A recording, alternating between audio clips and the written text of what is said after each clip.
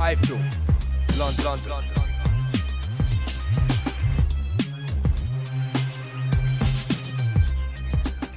iFILM, London. Ladies and gents, no, just gents. Apologies for the delay. I have to blame the southern traffic. Definitely not our fault. Never is. Just here to announce today a very exciting show that we've got coming up on the 9th of November at the Olympia, featuring the guys sitting on at the table with me today. We've got top of the bill. We've got Paul Butler and John Donnelly fighting for the British title in what is going to be a exciting all Liverpool clash. We've been working quite hard to get this one made. So for whatever reasons, it was held up for a little while, but we've worked hard, managed to get it made, and we believe that it's going to be a real barnstorm of a fight. Paul's been progressing very nicely. His last fight was a very mature performance against a guy who's we didn't think would cause him too many problems at the weight. But as Paul, as it turned out, there was a couple of issues throughout the fight, simply because of the weight. But Paul came through it very nicely, and I'm excited for the rest of his career, and in particular his next fight. He's got big ambitions, and but first of all, he said to me he wants to win the Lonsdale belt outright, and standing in his way is the man to my left, and John assures us that it's going to be no walkover by any means. No added, for extra spice. It's been all Liverpool encounter, and I'm very much looking forward to it. We've also made Liam Smith against Gary McMillan for the final eliminator for the British title at light middleweight. That's correct, yeah. That's subject to board approval. We're trying to make Liam for a Central Area title, but we just felt that this was a better route to go down. Liam's definitely ready for it, and I think he's at British level already. But there's no harm in getting this another good, decent performance in on the 9th of November. Looked useful again last weekend in front of a tough. It's a tough audience on that Deborah fight night. There's not much, you can hear a lot of clinking of plates and sipping of glasses, sipping of drinks, rather than your home fans cheering you on. But he's back at the Olympia, and back in front of home support, which I'm sure he'll have plenty of. Next one down to our right, we've got Mr. Paul Smith, who is, he's on the brink of another shot at the British title. We believe he'll be mandatory once the Scot has fought the old timer in a couple of weeks' time. Why? We were trying to push for Paul to get an immediate shot at it, but he can hang about for those two to work out who's the second best. Paul, has got no problem with either of those two when the time comes. But in the meantime, he needs to get him a job in, and we're looking forward to seeing him back in Liverpool alongside his brother. Stephen would have been on the card against Truscott, but we had to pull Stephen out because he's had it's an ear infection. So Stephen will be back early next year, hopefully. But in the meantime, you've got two out of three to view on the card.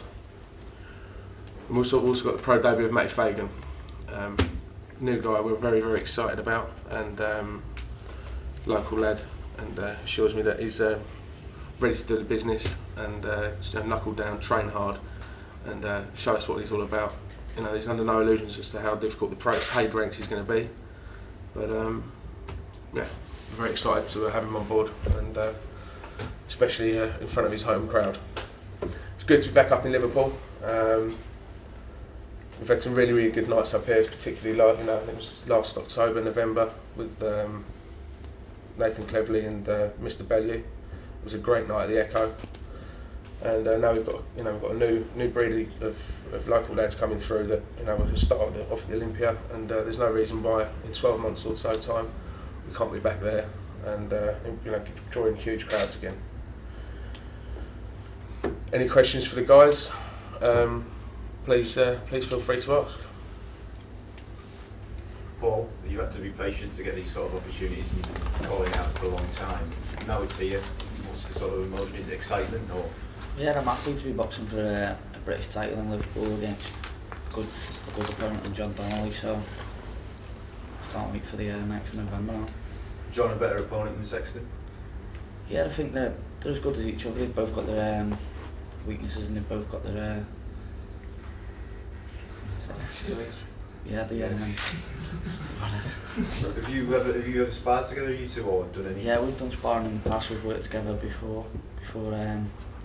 our last few opponents. What do you think you proved in the Sexton fight? You know, you went 10 and. Yeah, I proved I can do the distance, and Sexton had a lot of weight on me that night, so he was a lot heavier, a lot bigger, and I proved I can dig in and do the round.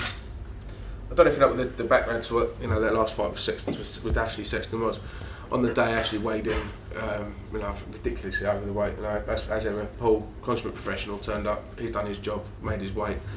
Ashley, unfortunately, thought that he could come in and tried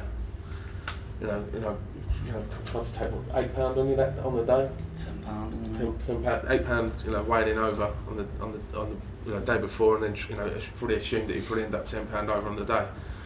So Paul, it was a case of either Paul, we come to some sort of arrangement, and I think Ashley was quite shocked when Paul said, quite frankly, how about I'm going to fight you. So I think Ashley was, I believe Ashley was half hoping he wouldn't take the fight, but Paul, manned up, took the fight, and took it to him, and I saw the outcome. How much difference do you think it made, Paul, that he was so much heavier, suddenly he's leaning on you and Well, we'd sparred previously, and I bossed the spar. I was the one on the front foot bossing the spar, and we were both about the same weight at that time, but I think when he got in the ring that night, I think his game plan was to be heavier and to try and boss from the centre of the ring and push me back and bully me, but on the night it didn't work. John, you've been out in Malta, just getting away from Liverpool, what you've needed to focus? Basically, I've had a kickstart to get my weight right now, so I'm hovering about £4 over the weight now anyway. So that's helped a lot. So it's helped a lot for preparations for my strength camp and everything else. But it's been like a breath of fresh air going off to Malta, yeah.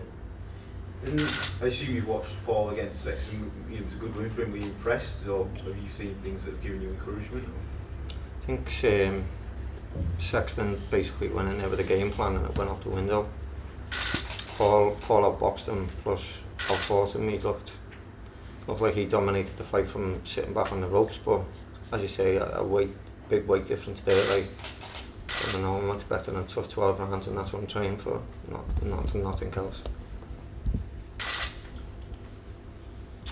Paul, your career so far has been unpunished, and you're obviously being groomed for higher things. You said a British title is very important to you, you'd like a Lonsdale belt, but I mean, how far ahead are you looking now in terms of your career? Is this just a stepping stone? Not really, no. I can't look past John Donnelly, and John Donnelly on the 9th of November, that's what I'll be looking at, so I'll be looking to win the British title and obviously move on from then next year. And John, how closely have you been watching sort of Paul's development? As I say, previously I heard him say once that Sexton jumped out after 4 rounds of sparring him. Our previous spar we went 10 rounds and you had a fair bit of weight on me, and I was in there for the duration 10 rounds.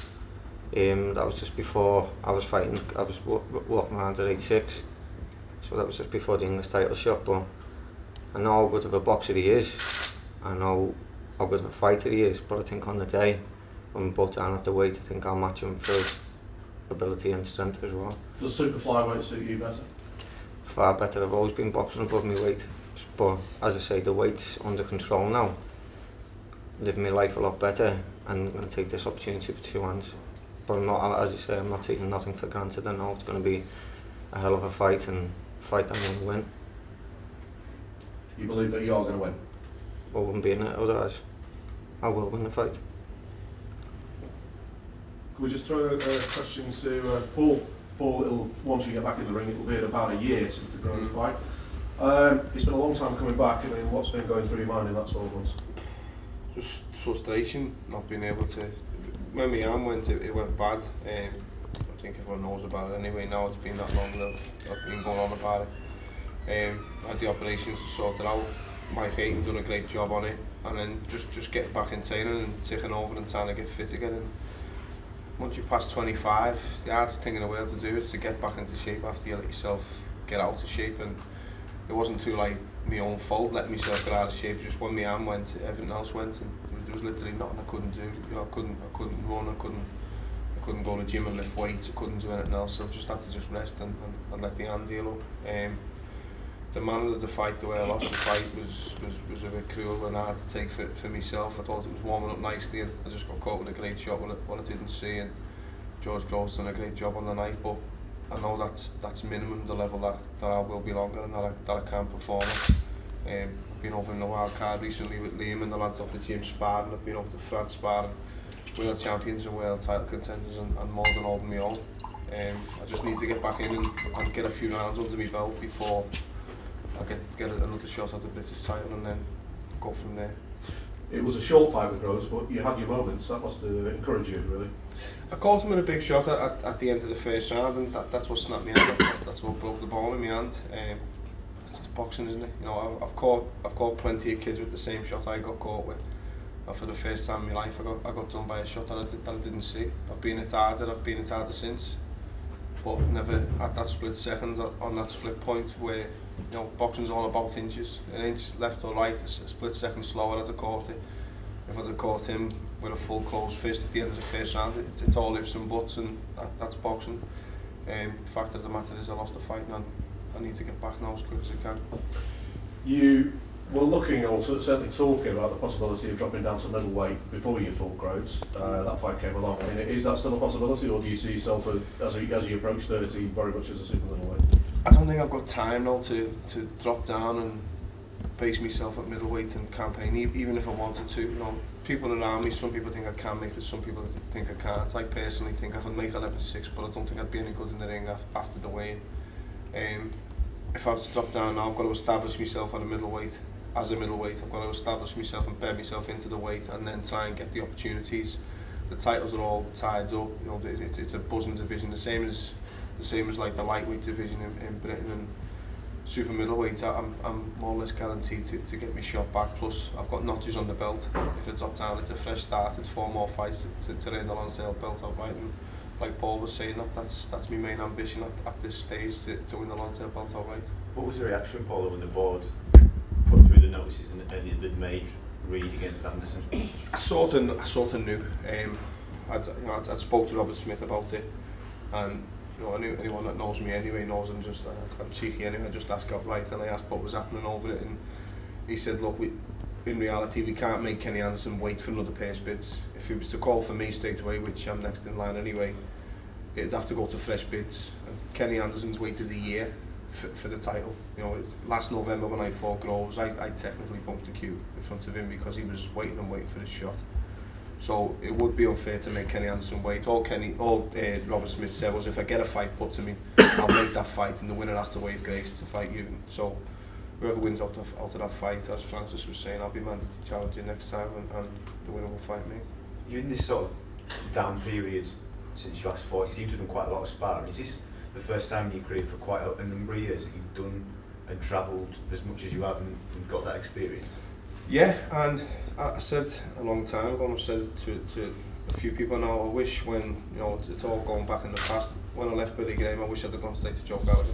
I've learned more with Joe in the past year and a half, nearly 2 years, than I did with any trainer before that, Buddy McGearth included. You know, it was a great experience training with Buddy, but it feels like a wasted experience for me, even though I enjoyed it, because the stuff I'm learning with Joe, the stuff we do in the gym, it's top class, and I know we bang on about it that much, but you know, I'd like to think I was experienced, and I've got it all on my shoulders now to know enough about the game that I know what I'm talking about when it comes to trainers. The travelling is part and parcel of it. So we're not scared to rub sticks and go and try something new, and go to different gyms and pick up experience, and we've got top lads in the gym for sparring with each other anyway, and training with each other. And I've picked up a lot, even though I've been out for 12 months, I've still been in there sparring with good quality kids and still been training all the time. So I would have jumped straight in for the British title fight, but the fact that I'm getting this fight on November the 9th as technically a warm-up is an added bonus. Liam, Joe said to us last week it's a make or break season for you. Do you sort of agree with him? Pressure he's Not put on really, you? no, but that's what he just thinks it's the year I can push through. I think that's a little bit harsh, make or break. Yeah. But I think he just means like it's the year he thinks I can push through now, I can be pushed on, and he thinks I can do it this year, so I think that's what he means by it. That's it. Yeah. Is part of it believing in your ability as much as, you know, getting the fights and even doing it in the gym, believing you can? Yeah, I think he's seen me in the gym, he's seen me sparring the lads in the gym, and he's seen me sparring over in America with decent kids now as well, so I think that's why he believes I can come back here and do it against, you know, the lads my weight over here. So I think that's what he means by it. And, you know, I've said to you before, I've completed the 6 rounds, I've completed the 8 rounds, and now so the next step is, that's why I do believe myself, I'm ready for it now, 10 rounds or a 12 rounder. Are you familiar with McMillan? You said you've seen him. Yeah, I've seen him. I was matched with him before on the Crawler and Willie Limon bill, and they fell through. He ended up fighting Peter McDonough, so I went and watched anyway because I thought it was a fight that might have happened next in Evan. And then, funny enough, he was in the wild card when we were there, but we never sparred. He was only there 2 days, and then we were going home and he was still there. So yeah, I've seen him and I know exactly what he's like. Paul, you've obviously, apart from the sparring and travelling you've been doing, you've been watching a lot of Box Nation domestic fights. You've been involved in some good sort of Merseyside derbies yourself as well. What's your opinion of this main event? I think it's going to be a good fight. I think they're both, with the lighter weights, you know, you guarantee for a very high work rate, a lot of punches. And I've seen the two of them, you know, I feel like an old man sitting here saying this, but I've seen the two of them since they were kids, and we've all grew up together on the scene and on the circuit in Merseyside. And, like, John's been about and boxed my brother when we were kids, and I mean kids as well. I think they were only 11 or 12 when they boxed. I think we boxed each other about 15 times. Paul's been around the same amount of time, you know, top class juniors, schoolboys and seniors at every level as well. And I think that's what makes good pros. A lot of people think that when the pros are coming through and it's big fights, they've just turned pro as it is. They've got 2 very good pedigrees on them as amateurs as well, and ABA titles between them. So they know each other from sparring as well. They've sparred many rounds, as we both said, and I think it's going to be a very competitive fight. Francis, finally, can I ask you, how important is it for your own organisation to be getting out into sort of fight cities like Liverpool and really sort of developing the local talent? I think it's vital. I mean, our I'll wait for Coop. You finished? George and I's our Queensberry promotions is we focus mainly on your call at the moment so far. But yeah, this has always been the plan to get out and get out into all around the UK. Just so happens at the minute that we've got an amazing set of guys from Liverpool. It's the first stop on the tour of the UK, hopefully, but we want to keep coming back here. Just touched on Paul's 2 amazing fights that he had up here with Quigley and Dodson. I think the Quigley fight, I mean, I couldn't sleep for a week after that. I was ringing Paul and saying, "Don't ever do that to us again." But it's an amazing place up here. The passion for sport with the 2 football teams, and and your entertainment with obviously the musical history and all things like that. It's an amazing place to come and an amazing place to be able to work in. Francis, could I just ask Matty? Obviously, it's going to be a big night for you. Any professional debut is a big night, but making it in Liverpool with all these other illustrious fighters from the same city sort of gives you a taste of what could be, doesn't it? Yeah, I just can't wait, mate. I'm telling you, I'm 24 now, so it's long overdue. Just can't wait to get going. Why now, Matty? Why turn Just now? inactivity and just in and out the gym all the time, and then once I got the chance, I just took it now. I haven't missed a day at the gym. By the time I boxed me 4 months straight in, flat out every day, I'm ready for whatever's in there. As seeing Paul progress and get He's set the treadstone for me, really. Same gym. We train together in the same gym. Train together in the same gym now. It's just ready for me, isn't it? What weight are you going to fight at? Lightweight. It's a tough division to get into. It is a tough division, yeah. But I've got a massive amateur record, so I'm ready for anything what comes my way, like. Any more questions? Thanks for coming, guys. Appreciate it.